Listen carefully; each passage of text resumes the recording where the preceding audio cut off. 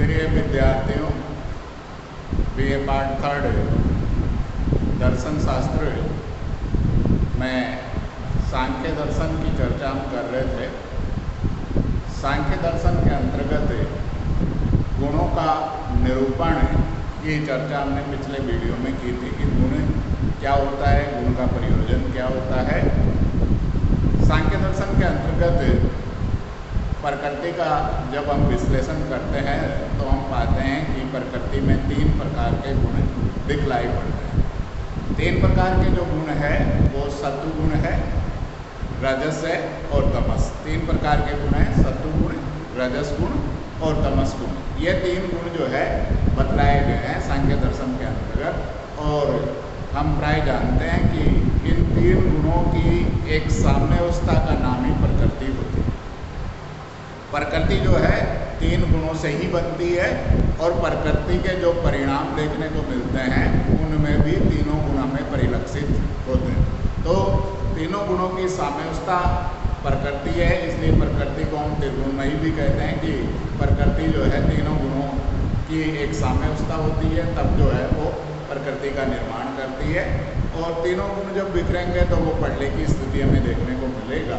तो सबसे पहले हम बात करें कि 3 गुण है। अब इन तीनों गुणों का स्वरूप क्या है, जैसा कि तीनों गुणों के बारे में जो है पिछले वीडियो में आप लोगों को बताया था कि सत्व गुण क्या है, रजस क्या है और तमस क्या है। और उसका उदाहरण हमने दिया था, परीक्षा फल के द्वारा समझाने का प्रयास किया गया था।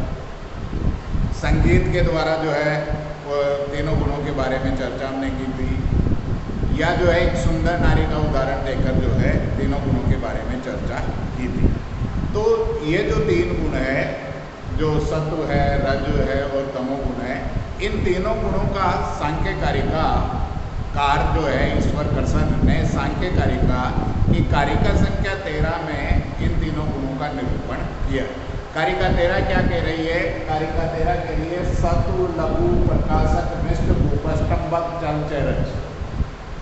पहली लाइन जो कह रही है कि सत्व लघु प्रकाशक मिष्ट भूपष्टम्भक चल चरज गुण वर्णेक में तम प्रदीप वचार ततो वर्ती। ये जो कारिका है कि सत्व लघु प्रकाशक मिष्ट भूपष्टम्भक चल चरज गुण वर्णेक में तम प्रदीप वचार ततो वर्ती। ये जो है कारिका के अंतर्गत 3 गुणों की बात की गई है, सत्व गुण, रजस गुण और तमस गुण। इन तीनों गुणों के जो है कारिका के अंतर्गत जो है चर्चा की गई है। सत्व गुण क्या होता है? सत्व गुण जो है लघु होता है, हल्का होता है, प्रकाशक माना गया है, लघु माना गया और प्रकाशक माना गया। जो रज गुण है वो चंचल माना गया और क्रियाशील माना गया। एक गुण जो है हल्का है और प्रकाशक है, दूसरा जो है क्या है?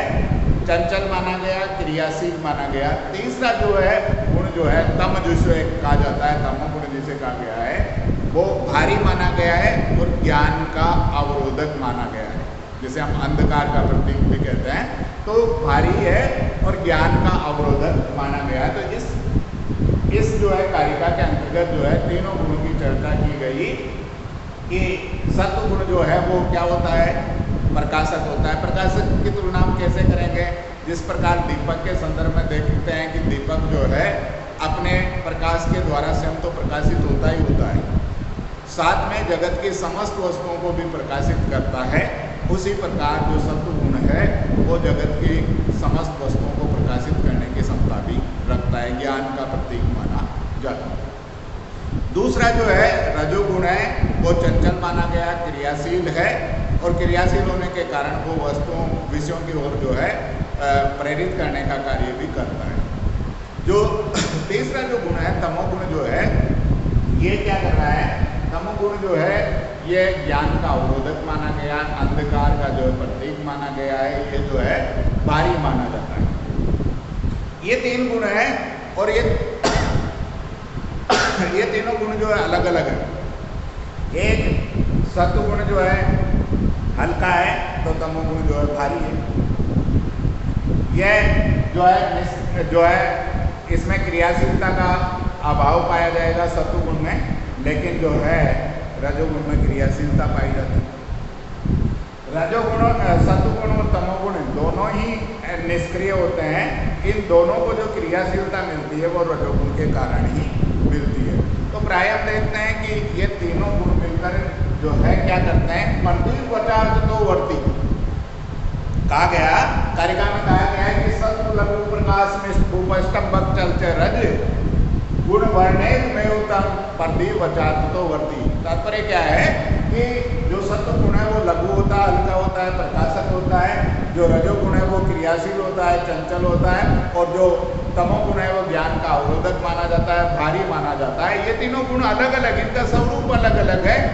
उसके बावजूद भी ये तीनों मिलकर क्या करते हैं, प्रदीप वचार्थ वर्ती। जिस प्रकार से दीपक जो उजाला उत्पन्न करता है, उस प्रकार से ये तीनों मिलकर दीपक का कार्य करते हैं, प्रकाश का कार्य करते हैं। किस प्रकार से प्रकाश का कार्य करते हैं, हम लोग देखते हैं कि ये एक दूसरे के विरोधी है, फिर भी परस्पर मिलकर कार्य करते हैं। किस तरह से, जिस तरह से दीपक कार्य करता है उसी प्रकार से हम जानते हैं कि दीपक के लिए तीन चीजों की हमें आवश्यकता होती है।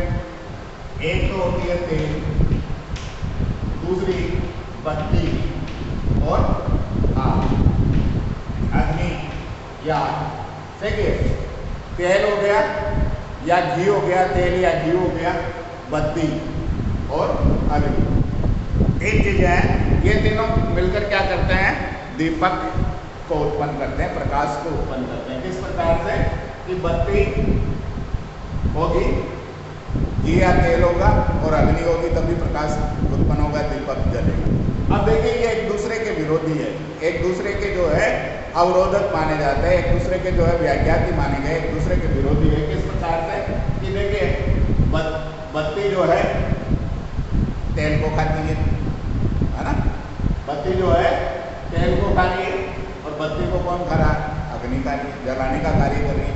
तो एक दूसरे के जो है शत्रु के रूप में देखने को मिल रहा है कि तेल जो है, तेल को जो है बत्ती जो है पी रही है या खा रही है, और बत्ती को कौन जला रहा है, अग्नि जला रही है।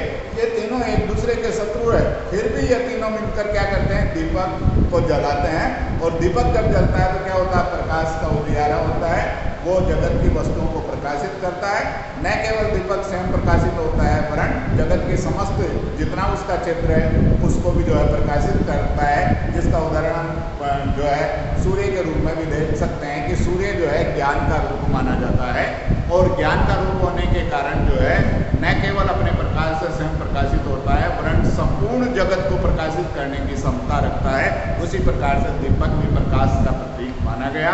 और ये प्रकाश जो है, तीनों गुण अलग अलग होते हैं, भी आपस में समन्वय करके, सामंजस्य करके जो है प्रकाश की वर्ती उत्पन्न करते हैं। तो तीन प्रकार के जो है गुणों की जो हमने चर्चा की है, सत्वगुण है, लघु गुण है, सत्वगुण है, रजोगुण है और तमस गुण है। इन तीनों गुणों की कारिका के अंतर्गत जो है चर्चा की गई है। कारिका के अंतर्गत इनके स्वरूप की चर्चा की गई है। जो प्रत्येक गुण की चर्चा में एक एक गुण की चर्चा जो है उसके स्वरूप की बात करेंगे। गौड़पाद और जय मंगलाकार जो वेदांती है, गौड़पाद और जय मंगलाकार जो कारिका सांख्य के ऊपर जो टिप्पणी करते हैं, टीका करते हैं, उन्होंने जो है इन तीनों गुणों की तुलना जो है की है। इन तीनों गुणों के स्वरूप को समझाने के लिए कुछ उदाहरण लिए हैं, जिसमें तीन गुणों के संदर्भ में जो है सत्व गुण का जो उदाहरण दिया गया है, सत्व गुण का उदाहरण जो दिया गया है वो सुंदर नारी से दिया गया है, सुंदर नारी। रजोगुण का उदाहरण जो दिया गया है, रजोगुण का यह जो है योद्धा से या सैनिक से दिया है, सैनिक या योद्धा। और तमोगुण का जो है मेघ से दिया गया, तमोगुण मेघ। देखिए तीनों की तुलना जो है गौड़पाद और जय मंगलाकार ने जो तीनों गुणों की चर्चा की है, सत्वगुण जो है सुंदर नारी के द्वारा जो है समझाने का प्रयास किया गया, रजोगुण जो है योद्धा या जो सैनिक होता है उसके द्वारा समझाने का प्रयास किया गया, और तमोगुण जो है बादल या मेघ है उसके उदाहरण के द्वारा समझाने का प्रयास किया गया। अब सबसे पहले जो हम सत्वगुण का उदाहरण लेंगे कि सत्वगुण की जो तुलना की गई है किससे की गई है, सुंदर नारी से की गई। सुंदर नारी जो है अपने सात्विक कार्य के द्वारा करती है। सुंदर नारी जो है सात्विक कार्य करके अपने स्वसमर्पण के द्वारा अपने पति को क्या कर रही है, सुख प्रदान करती है। वही जो है सहपत्नी, यदि उसके दूसरी जो है पत्नी है, उसके पति के यदि दूसरी पत्नी है तो उसके लिए वो दुख उत्पन्न कर रही है। एक ही नारी, नारी तो एक ही है लेकिन तीनों गुण उत्पन्न करेगी। सुंदर नारी किस प्रकार से स्वसमर्पण के द्वारा या सात्विक कार्य करके अपने पति को तो सुख प्रदान कर रही है, और सहपत्नी जो दूसरी पत्नी है लेकिन वो उसकी अपेक्षा कम सुंदर है तो उसके लिए वो क्या कर रही है, दुख उत्पन्न कर रही है। और जो बहुत सारे जो कामी मनुष्य है उनको मोहित करने का कार्य कर रही है, यद्यपि उनका जो है उस पर कोई अधिकार नहीं है, तो उन्हें क्या हो रहा है, वो जो है तम की वृत्ति उत्पन्न कर रही है, मोहित करने का कार्य कर रही है, मोह उत्पन्न कर रही है, उदासीनता का भाव जो उत्पन्न कर रही है वो तामसिक कार्य के रूप में करती है। तो तीनों जो है, जो सत्गुण का उदाहरण लिया गया सुंदर नारी का, उसके अंतर्गत देखा कि सात्विक कार्य के अंतर्गत वो अपने पति को सुख प्रदान कर रही है, सहपत्नी को जो है दुख प्रदान करेगी, और जो कामी मनुष्य उनको मोहित करके जो है उदासीन बना देगी। तो ये जो है सत्वगुण का उदाहरण एक सुंदर नारी के द्वारा जो है जय गौड़पाद और जय मंगलाकार के द्वारा जो बतलाने का प्रयास किया। दूसरा जो है रजोगुण का उदाहरण जो है सैनिक या योद्धा के द्वारा जो बतलाया गया है कि एक सैनिक जो होता है, योद्धा होता है, अपने देश को जिताने का कार्य करता है, तो अपने देश के लिए वो क्या बन गया, सुख का कारण बन गया। सैनिक जो है अपने देश को जिताता है, विजय दिलवाता है, तो अपने देश के लिए वो सुख का कारण। जो सैनिक जो है दूसरे देश के जो सैनिक है जो पराजित हो जाते हैं, उनके लिए वही सैनिक क्या बन गया, दुख का कारण। अपने देश के लिए तो सुख का कारण बन गया, और दूसरे देश के सैनिकों के लिए वही, दूसरे देश के सैनिकों के लिए या दूसरे देश के लिए वही सैनिक जो है दुख का कारण बन गया। और जो युद्ध में रण छोड़कर भाग जाते हैं उनके लिए वह जो है उदासीनता का भाव उत्पन्न करता है, न उनके लिए वो सुख उत्पन्न करने वाला है न दुख उत्पन्न करने वाला है। तो सैनिक के उदाहरण के रूप में भी हमने देखा।